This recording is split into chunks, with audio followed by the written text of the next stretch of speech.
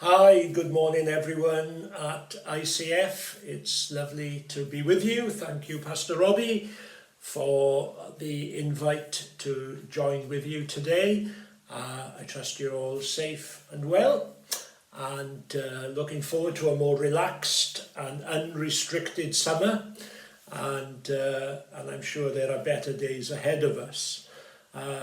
So it's lovely to be with you. And as we think about reopening and church functioning in a post-pandemic world, I'd like us this morning to think about a little phrase that will hopefully ignite something in us and stimulate us to believe God for a great future that's ahead of us. But before I give you the title, before I give you the topic, let me read a verse to you. I found a smashing couple of verses actually in the book of Job, chapter 5. Job chapter 5, verses 9 and 10. And reading from the Message Bible, because I think it brings it out even more. And so the verses are these. After all, God is famous for great and unexpected acts. God does great and unsearchable, marvellous things without number. There's no end to his surprises. What a smashing little verse, or two verses that is, tucked away in the book of Job. And as I said, I've read it from the Message Bible. So, where am I coming from this morning? Expect the unexpected. That's the title for my little talk, my little message to you today. Expect the unexpected. Let me start off by telling you a true story of a couple that Christine and I have known for a long time, living in a small mining village in South Wales. The couple are called Emrys and Glenys. They're not exactly your Gavin and Stacey of this world, but Emrys and Glenys are a smashing little couple. They live in a small terraced house in a South Wales village. They've lived there for over 52 years. My wife and I went to their golden wedding back in 2019. And so they've lived there for over 52 years. From the time they were married, Emrys works in a local factory, or used to work before he retired. And he would walk to work every day and walk home, and he probably had the same sandwiches for lunch every day and all the rest of it. He went to the pub twice a week. He went on a Friday night and a Sunday lunchtime. Very much a creature of habit. Glenys worked in the local primary school for 25 years before she retired, and they would do their weekly shopping in the local co-op, in the local convenience store. It was just at the end of their street. So they would stay local when it came to shopping. If they needed new clothes, then they would dare to venture 5 miles from where they lived to some bigger shops and some greater ranges. And so everything centred around where they were. They'd always been in that space, in that same place, and they were very content with that. Twice a year, I guess, they would jump on a train and travel into Cardiff, which is about 30 minutes away.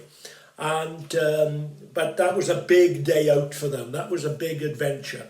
And so they had a very parochial mentality, a very small-minded mentality. They didn't look for anything different. They had a settled routine. Their perspective was very much on where they were and didn't think about much outside of that. It was very much the same old, the same cycle every week. They had one daughter whose name was Jennifer. And in 2017, Jennifer came to see them one day and she said, I want to share some good news with you. And Jennifer had won a substantial sum of money on the national lottery. And so she came to share her good news with Mum and Dad. And she told them what her bucket list was, what she wanted to do. with the money, and included in that was to buy mum and dad a brand new semi-detached house. They had lived in this small terraced house, just like 2 up and 2 down, very primitive, and Jennifer felt, I want to honour my mum and dad. I want to buy them a house. I want them to have a bigger garden and a garage and other facilities that they've been denied over the years. And it didn't take them very long to come to a decision, because they declined the offer. They could not see themselves living anywhere else.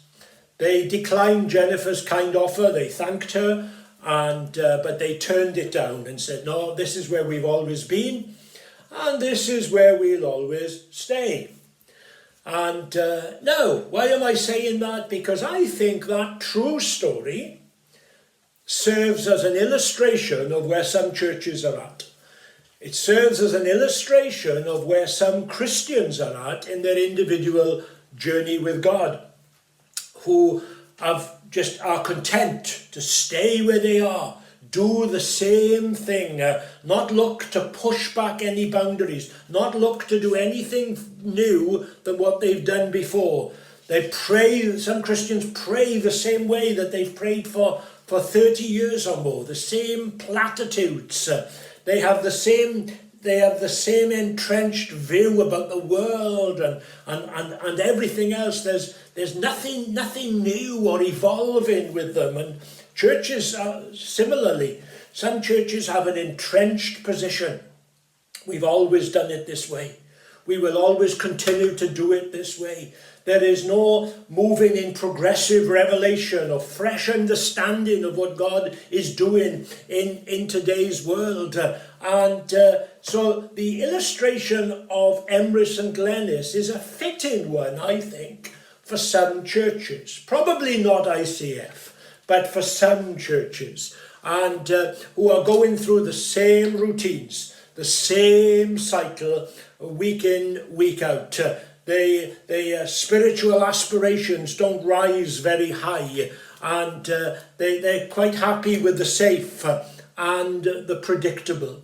And sometimes even for Christians and for churches, being part of a denomination with traditions and history, that can play its part in suppressing fresh aspirations, new desires to see other things than we've seen before. Sometimes our history, our tradition, maybe teaching that's been placed upon us in previous years, sometimes all that can affect us, and we have lost the appetite to rise and do something different.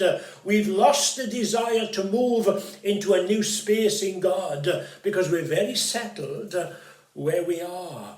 Expect the unexpected. You know the story, of course, of the elephant that was tied up at the back of the circus tent. This massive, huge elephant is tied up to this little rope and a stake in the ground, and people would come and go and pass the elephant and would pass comment as to how flimsy the rope was and how insecure was the post, and at any time this huge animal of strength could pull away, and the post would come out of the ground, and the elephant would be free. And one day a person that was visiting the circus saw the elephant trainer and asked the elephant trainer, why would the elephant stay in the same place all the time? Surely it's got the strength to pull away. Don't you need a cage? Don't you need chains? Don't you need something far stronger than just a little rope? And the elephant trainer, their answer to the question was, well, from when the elephant was a baby, the elephant would be tied up in this way.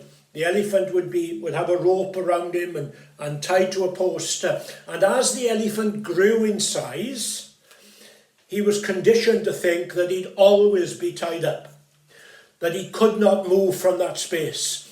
And so the elephant grew in size, but but the mentality was that he couldn't move, that he was conditioned to believe that he could not break away, he could not try to move to somewhere different. And sometimes, we are held by things of the past. We are held by traditions. We are held by history. We are held by what people have told us is right. And all the time we're growing in God. We're growing up into Jesus. But we are still held to the past. And we can't break into the new future that God is ahead of us because of those things in the past. We've convinced ourselves that there are some things that we can't do.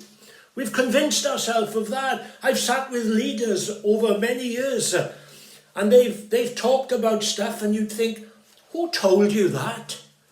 When your child comes home from school and they say something, any parent would sit them down and say, and who told you that?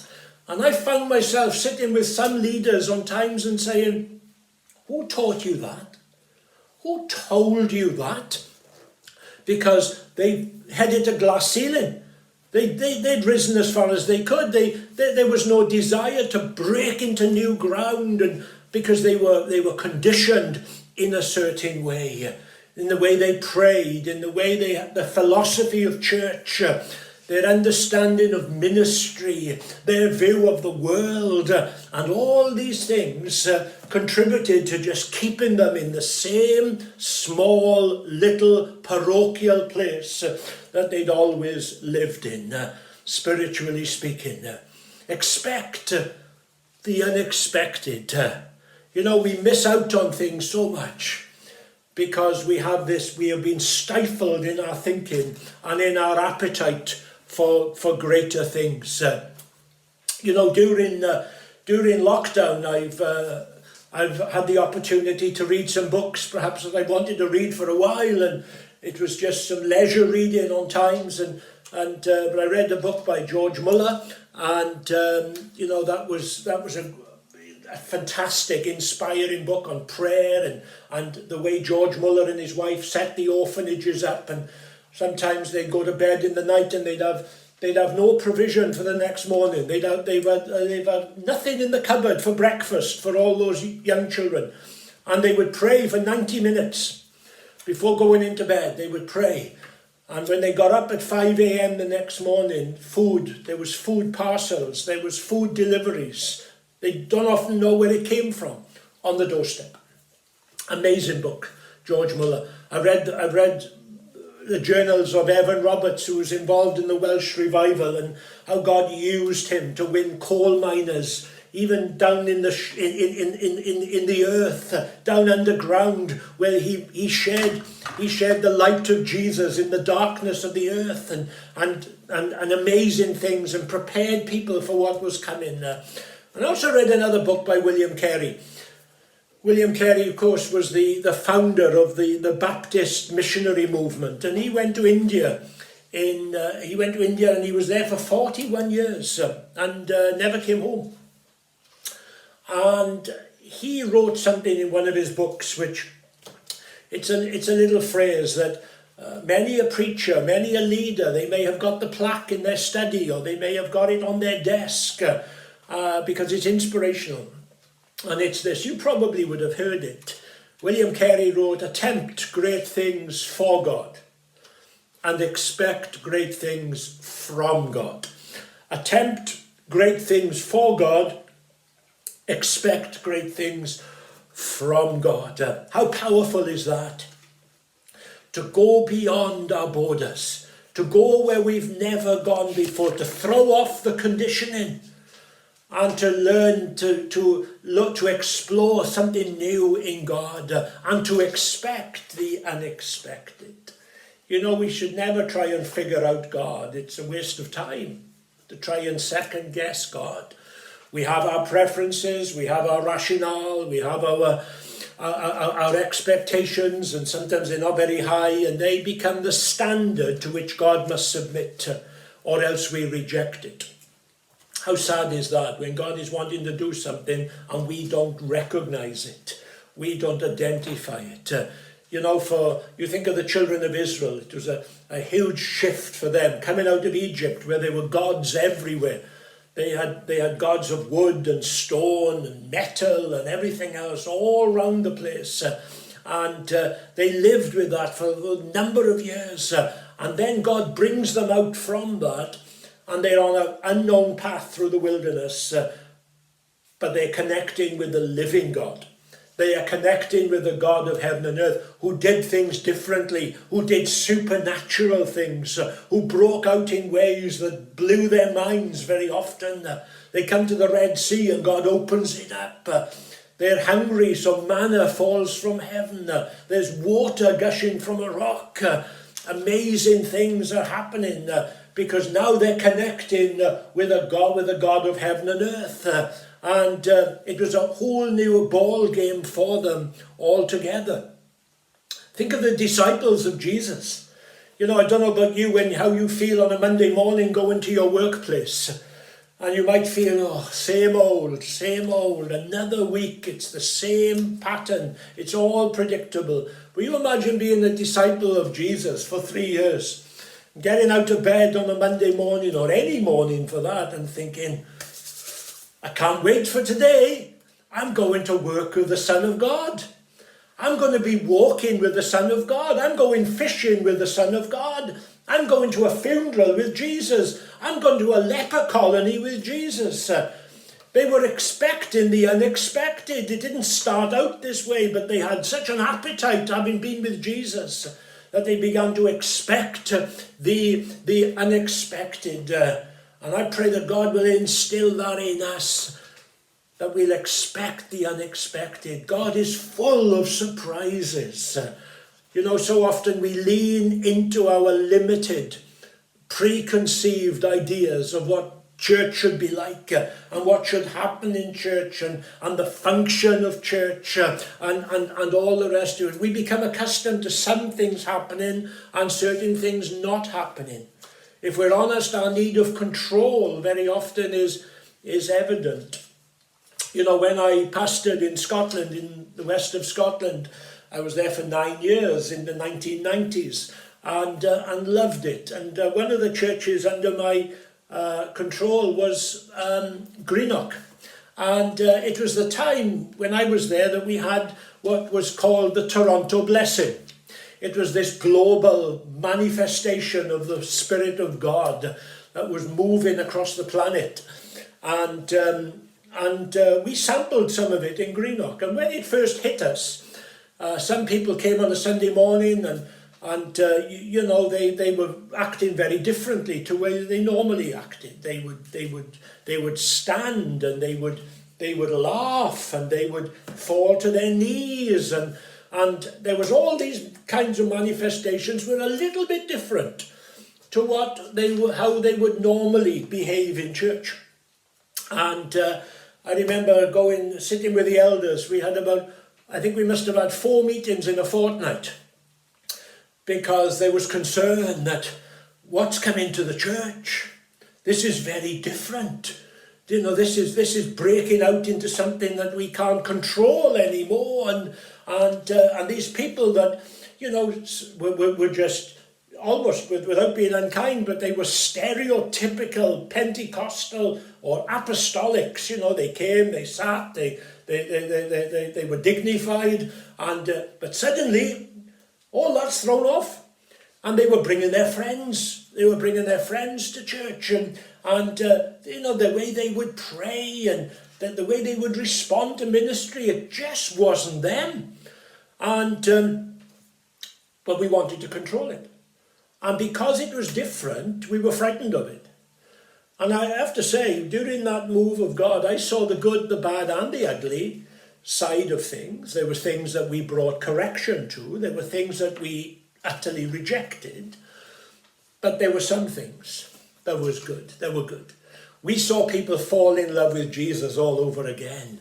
I saw people that perhaps you wouldn't normally see them as emotional in church or as liberated as they were.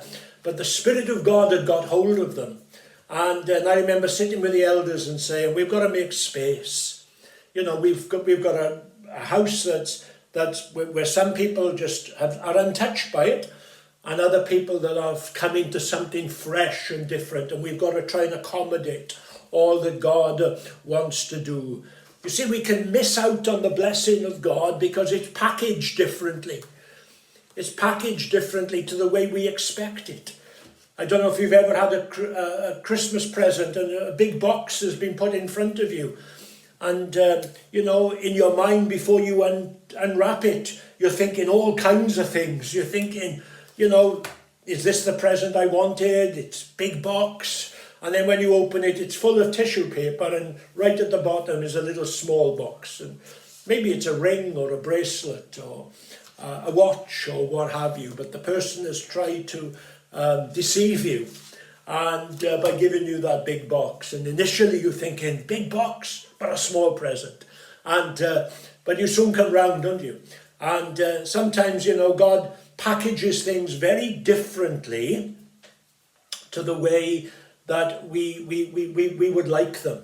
And because, God, you've never done it this way before, therefore we don't think you should do it now. Because this is us, this is our space. This is the way that we've always operated. You know, I love the prophecy in Isaiah chapter 43 where God reminds Israel, who by the way were in a state of despair at the time, and God reminds them of who he is and who they are. And God says, you know, think of what I've done. I've opened the Red Sea. I've annihilated the Egyptians. But listen, don't focus on the past, because I'm doing a new thing. Forget all those things. You can list them, you can catalogue them, and they're there, they're historical. But don't lean on them, because I'm doing a new thing. And God says to us today in ICF, don't look for me to do it the same way post-lockdown as I did pre-lockdown. Don't look for me to come again and express myself the way I did then, because this is a day of new things. You know, I wrote a blog earlier this year about Moses and the rock, when God told him at the beginning of the journeys to strike the rock with the rod, and water came out. And 40 years later, God says to him, I'm going to bring water from the rock, and I want you to speak to the rock, Moses. It was a different instruction. Initially it was strike the rock. Now it was, I want you to speak to the rock. And Moses took it on himself that God had probably made a mistake. And so he strikes the rock instead of speaking to it. He made a presumption that God would do it as he'd always done it. It cost Moses an awful lot, of course. It disqualified him from entering the promised land. I trust that we will expect the unexpected. We cannot contain God. We cannot put God in a box. You remember the words of Solomon in 1 Kings in chapter 8 when they were dedicating the temple, and he says God cannot be contained. The heaven of heavens cannot contain him. It's great that we have a building, bricks and mortar, but don't think that we can contain God, because God breaks out wherever. And you know, sometimes I think that as Christians we wanted to pin God down. We've wanted to regulate God. We've wanted to say, God, you know, you show up at this time, and you break out. If you're going to break out, then you do it during this slot, and all the rest of it. We should expect the unexpected. I think especially in a post-pandemic world, there may be challenges that we've never faced before. There might be situations where the church is asked to function and to care and to bring ministry into situations that we've never had to before. So I pray that we will be supple and agile and ready to respond to what the Spirit of God is saying. There are numerous examples, illustrations in the Bible to people expecting the unexpected, or God doing the unexpected. You know, I think of the prophet Elijah. He arrives on the scene. His first assignment is to speak to the king and denounce the judgment and the lifestyle of the king and queen, and says God is going to judge you, and there's going to be a drought and a famine for 3.5 years. That was his first assignment. Talk about in at the deep end. That's his first assignment. And then God dispatches him to a brook, and he lives at the brookside for a time. And remember, there's a drought, and the brook dried up. God, what do? I'm on the receiving end of my own prayer here. I'm on the sharp end of my own prayer. And God fed him by the ravens, you remember. God sent in the ravens, food parcels from above. Ravens normally devour food. But at the instruction of God, they delivered food. And they brought food in. And Elijah began to expect every day the unexpected. You think of Acts chapter 9 and the conversion of Paul, who became the greatest theologian that the church has known. He was the greatest persecutor, of course. But God changed him, and he became its greatest theologian. God wanted someone to spread the gospel into the Gentile world. So who he chooses? Somebody who hates the church the most. And takes hold of Saul and becomes Paul the apostle, and he becomes a man who just takes the gospel into beyond the barriers of the Jewish world and into the Gentile world. Paul is the patron saint of the unexpected in many ways. God took the Jerusalem church by surprise because the gospel, they thought it was all contained within Jerusalem, of course. And God says, no, I want you to take it. I want you to take it over the wall. I want to take it over the barrier to the Gentiles. God used a shepherd boy to slay a giant. And he became a great king of Israel. His father and his brothers had passed him over. They didn't even call him to the ceremony when the prophet Samuel arrives to anoint a successor to Saul. He wasn't even considered worthy, good enough to be present. He's out on the hillside, send for him, bring him. And when he arrives, Samuel anoints him. The unexpected. We've just celebrated Easter. Talk about the unexpected. The immovable stone is removed. The unimaginable becomes imaginable. Jesus has been raised again from the dead. The unexpected. Christmas, the story of Christmas is about the unexpected, about God breaking into human history. The cross, Good Friday, is the unexpected. It was a scandal to some, it was an offence. But the unexpected happens. And I pray that God will give us stories in a post-pandemic world where we'll be able to testify about God did the unexpected. God saved people that you never thought he would. God restored prodigals that you thought, I've written them off, if I'm honest. God turned situations around. God networked you with people that you never thought possible. God do the unexpected. In Ephesians, in the book of Ephesians, there are two great prayers. There's one in chapter 1 and there's one in chapter 3. And the one in chapter 3 ends with what we call a doxology. And it's a familiar doxology. I'll quote it to you in a moment. And in that prayer that's leading up to that doxology, Paul is talking about seemingly impossible things. He's saying, I pray that we will do what we haven't been able to do. I pray that we'll be able to see what we can't see. I pray that we can know what we have not been able to know. And then it's as if the people are saying, hey, come on, that's a tall order. He ends it this way. Now unto him who is able to do immeasurably more than we can even ask or think or imagine. Unto him be glory in the church. Paul is saying, you think these things are impossible? You think these things are beyond you? Well, let me tell you, when you're connected to God and you have a relationship with God, then don't look at what is impossible, but look at what is possible. And God can do the unexpected. Are we willing to go beyond where we've never been before? Are we willing to go beyond the fence and the boundaries that maybe the denomination has set up, or you in your own thinking, you've erected a fence around your own life. Are you able to go beyond that? What's your view of God? How big is your view of God? I listened to a podcast the other week, and the person says that it was a challenge really, and he cited Isaiah chapter 40, which is one of the great fantastic chapters of the Bible, as you know, and the leader that was talking on the podcast said that, and if you were to read Isaiah 40 for 30 days consecutively, he says, I guarantee you that you'll have a different view of God altogether. Your praying will be different. Your faith levels will rise. Your understanding of God's greatness and God's purpose in the world will be very different. And so the challenge is to read Isaiah 40 for 30 days consecutively. There are amazing phrases in that chapter. The everlasting God, the God that sits on the circle of the earth, and all that. You know the chapter very well.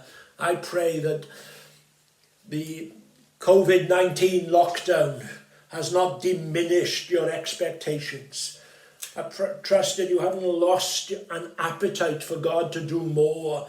I trust that you'll come back when we come back to in-person church again, and you'll come back with a big appetite, and your expectancy will rise again to expect the unexpected.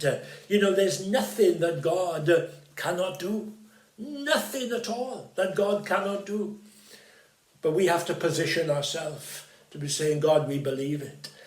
Before lockdown, then I was at one of the local schools. I did their assembly, and it was early part of January of last year. And before I did my talk, one of the senior teachers in the school was doing a little sketch, and with the whole school and with some parents present.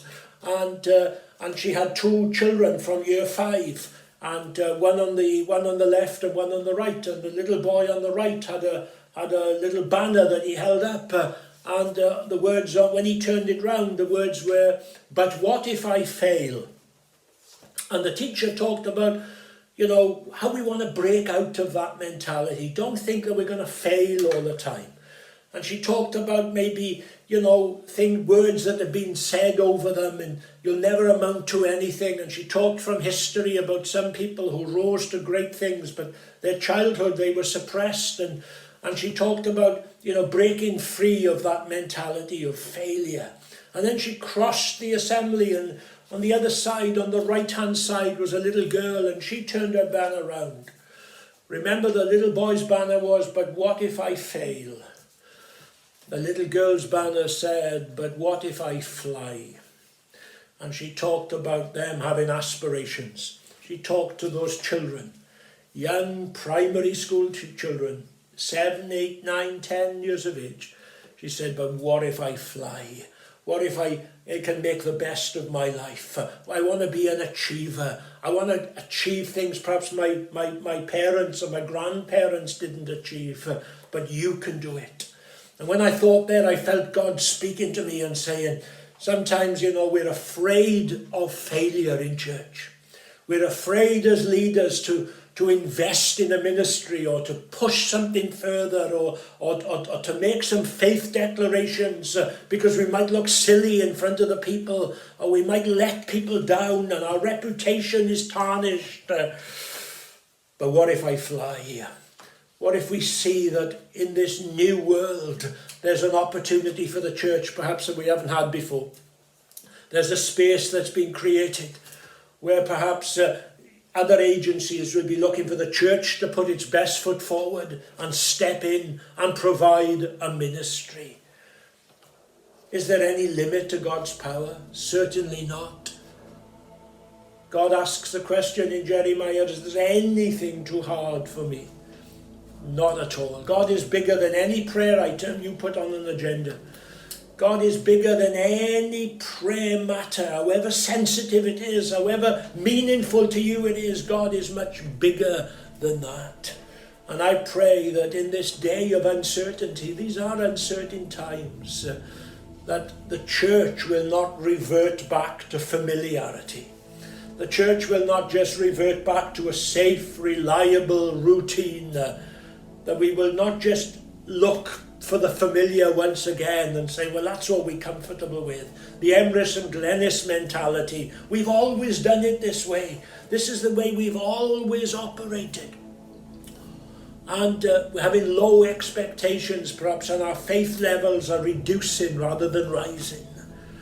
Or we reset our expectations. We reset our dreams. We see that God cannot be tied down by the traditions of men and the rules of men. And we reset the faith levels. We reset the prayer agenda. And we go again. And we believe that God is going to do, and we expect the unexpected. Israel failed in the wilderness in that they limited God. Hebrews tells us that, the Psalms tell us that they limited God. In spite of all that they saw, the miraculous opening of the Red Sea, the manna, the water from the rock, the cloud, the pillar by fire, and so on. They provoked God. They tested the patience of God. And in Psalm 78 we're told that they limited the Holy One of Israel. And I pray that we will throw off any shackles, any mindsets that we've brought with us to this point. Let God challenge your mindset today. Lord, enlarge the place of my tent. Enlarge my thought patterns. Enlarge my heart, God. Enlarge my faith capacity, because I want to expect the unexpected. God, I want you to surprise me. God, I want to live an adventure. It's more than just church attendance. It's an adventure that I'm on with God. And God, I want you to come through at every possible moment. And Lord, I'm willing to believe. I'm willing to move into a new space. I'm willing to throw off the old and embrace the new. ICF, expect the unexpected. The Lord bless you.